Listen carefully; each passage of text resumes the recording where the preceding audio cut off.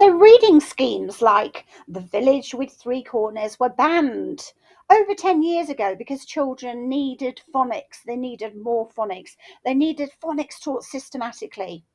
Well, they now have phonics. It's mandatory in the UK for Key Stage 1. And at least 25% of children still can't read by the time they've finished primary school. Our ND kids, our neurodivergent kids, need a village. They need more support. We're still failing ND kids, and I am an ND teacher. There's an assumption that these SSP validated programs will offer enough of a kickstart for children to become skilled readers, that they don't need these programs anymore because they'll be able to read. It's actually an assumption for all of the Department of Education validated SSP programs. And also that if a child isn't reading, they just need more of that phonics program. But for at least 25% of children, that is not the case. They need a bridge between that explicit basic phonics, the phonics that's tested in the Year 1 phonics screener check, into the self-teaching and implicit learning stage. That's when the children learn most about reading. So if the children don't get into that self-teaching phase, they're going to be stuck. And that's at least that 25% of children, but an awful lot of other children that are just going to take longer. The bridge I'm offering helps them to learn to figure out any words without conscious thought.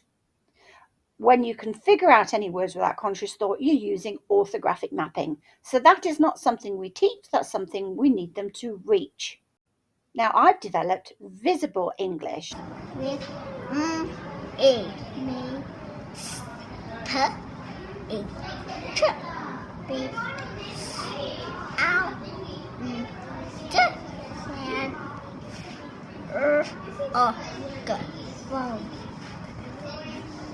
Thomas the Tank Engine said to his friends, "Come and have breakfast with me, speech sound frog." Let's have a look at Letterland, for example, because they're embedded pictographs. And that's embedded speech sound pictographs. So the value of that pictograph is a sound, which is obviously something you can't see, but just like a dog says woof, and if the children were thinking about the sounds that an animal made and they can't show that sound, we might show them a picture of a dog because we want the children to think of the value there. What's the value here? It's the sound the dog makes, and the child would look at the dog and go woof, or look at the picture of the cat and go meow. Well, they look at the pictures here for my speech sound pictographs, they're speech sound monsters, and they just say the sound the monster says.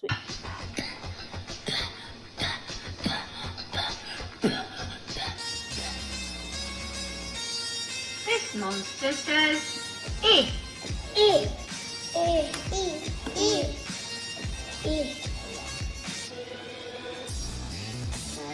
This monster says So we can embed these speech sound pictographs, and the reason I'm comparing it with Letterland is because Letterland is a validated SSP program. But the pictographs do not link with a sound, they link with a letter that maps with a grapheme. N. E.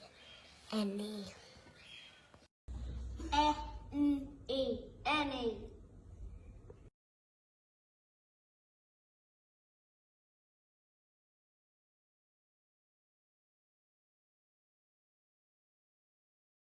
Because English orthography is what we call opaque, so it has, for every letter, every grapheme represents lots of different sounds.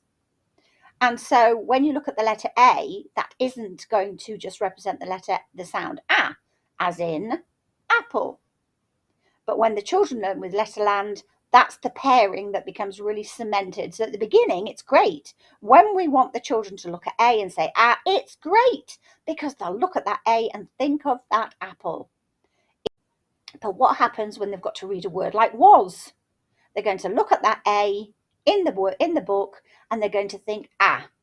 So they've got to first unpair that to be able to get to the correspondence we want them to get to. Hello, Miss Ellen. I'm going to do this for the ending for you. This word is just a word, normal word. This is an I for an today, and this is an S today. So because I work with neurodivergent children, because I am neurodivergent, I wanted them to get straight there, a direct route to the word, especially if the correspondence is one they haven't come across before. So it's not only that I want them to get straight there, it's that I don't want to present them with something that's going to mean it takes them even longer to get there. Let's have a look at the word village, for example. In Letterland, the teachers would have to put v, e, o, a, g, e. So when the children see that, they're not actually seeing the correspondences they need to see with the word village. V, e, o, e, j, village. So we've gone straight there. Have a look at The Village with Three Corners, a popular reading scheme that I now own the publishing rights to because I want to use these beautiful books to show that actually we can show the code for these books.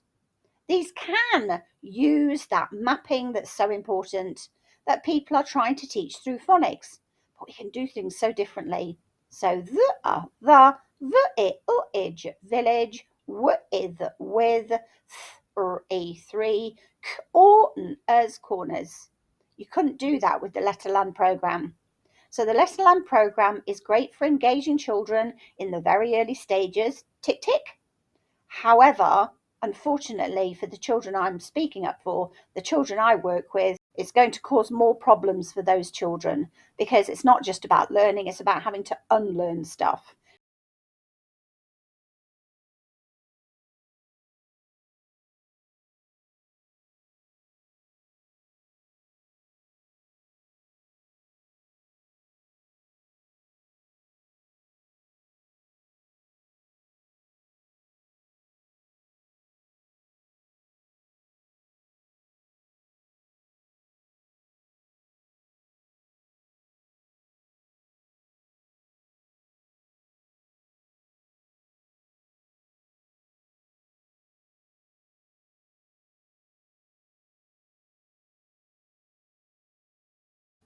So a few things to think about, and I hope to see you at some training or over on visibleenglish.com.